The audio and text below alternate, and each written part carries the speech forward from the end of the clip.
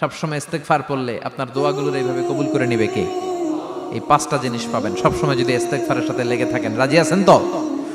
এজন্য বিশ্বনবী সব সময় নামাজে সালাম ফিরানোর পরে পড়তেন আস্তাগফিরুল্লাহ।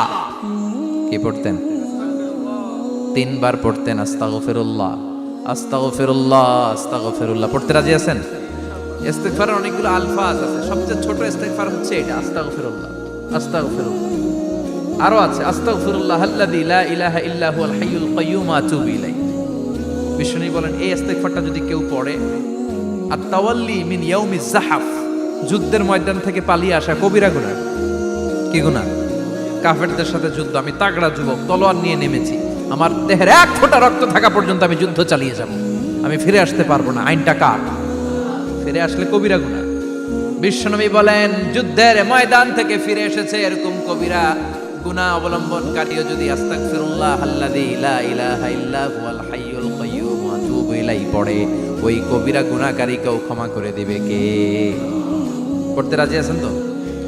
আবার সাইয়েদনা আবু বকর বললেন ইয়া রাসূলুল্লাহ আল্লিমনি দুআআন আদউ বিহি ফি সালাতি, এমন দোয়া আপনি আমারে শিক্ষা দেন যেই দোয়াটা আমি নামাজে পড়তে পারি।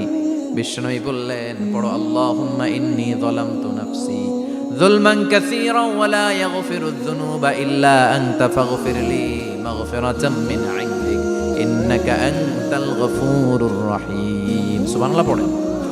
এটাও ইস্তেগফার। আমরা এটার বলে দোয়া মাসুরা, সালাম ফেরানোর আগে পড়ি না? যেখানেই ক্ষমা চাওয়ার কথা আছে ওইটারই কি বলে? ইস্তেগফার। আল্লাহুম্মা ইন্নী যালামতু নাফসি, আল্লাহ জুলুম করেছি, যুলমান কাসীরা, অনেক জুলুম, ওয়ালা ইয়াগফিরুয যুনুবা ইল্লা আনতা, তুমি ছাড়া এই গুনাহ ক্ষমা করার তো কেউ নাই। ফাগফিরলি মাগফিরাতাম মিন ইনদিক, তোমার দয়ায় আমারে ক্ষমা করে দাও। ইন্নাকা আনতাল গফুরুর রহিম, তুমি হলা ক্ষমাশীল। ঠিক কি না? এটাও ইস্তেগফার, এটাও পড়বে। আর এই সব ইস্তেগফারের শ্রেষ্ঠ ইস্তেগফারের নাম সাইয়্যিদুল ইস্তেগফার। যত ইস্তেগফার হতে পারে এর মধ্যে সবচেয়ে শ্রেষ্ঠতম ইস্তেগফার নাম কি? কথা কন।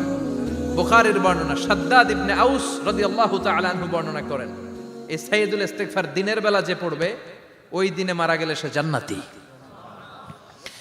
এই সাইয়্যিদুল ইস্তেগফার রাতের বেলা যে পড়বে ওই রাতে যদি ইন্তেকাল হয় ওই লোকটা জান্নাতি।